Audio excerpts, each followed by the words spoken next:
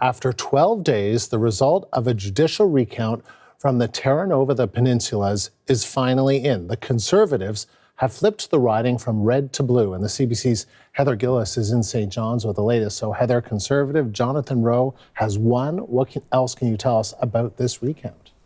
Well, I can tell you that the long wait is over, Andrew. So Conservative Jonathan Rowe, as you just said, has won the riding of Terra Nova-The Peninsulas after a lengthy judicial recount. And Rowe has won this recount by 12 votes. Here's what he had to say about his victory and his priorities when he heads to Ottawa.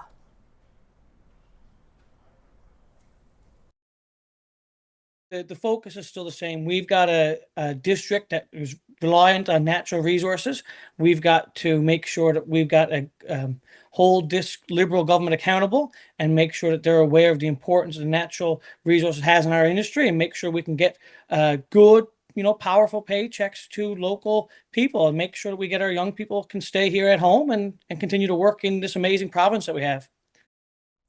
So just for some context, on election night, Rowe was ahead for most of the evening, but towards the end of the night, the Liberal Anthony Germain caught up and surpassed him slightly. But late in the night, that vote counting was paused with one poll of special ballots remaining.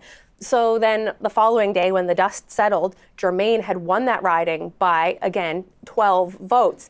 And it was a margin that was so tight that it triggered an automatic recount. So these automatic recounts happen when the difference between the two leading candidates is less than 1/1000th of all of the votes that have been cast. Right. Yeah, exactly. So that's why that's what happened. And so, but what, Heather, took so long? Well, the recount started 2 Mondays ago in Marystown, that's on Newfoundland's Burin Peninsula. And by Tuesday evening, election workers and scrutineers had the bulk of the 41,000 ballots counted. But the judge overseeing the case says there was over 1,000 disputed ballots. And Judge Garrett Handrigan had to go through every single one of those ballots and make a decision on how they should be counted. So as you can imagine, that took a long time. And then, of course, counting was paused this week due to a water shutoff in Marystown, so that ate up some time there as well.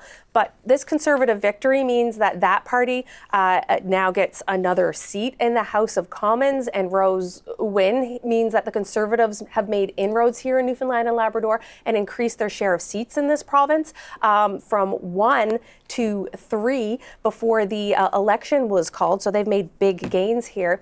And this also leaves the Liberals with 169 seats in the House of Commons, 3 shy of a majority, with the Conservatives now at 144, the Bloc Québécois at 22, 7 for the NDP and 1 for the Green Party.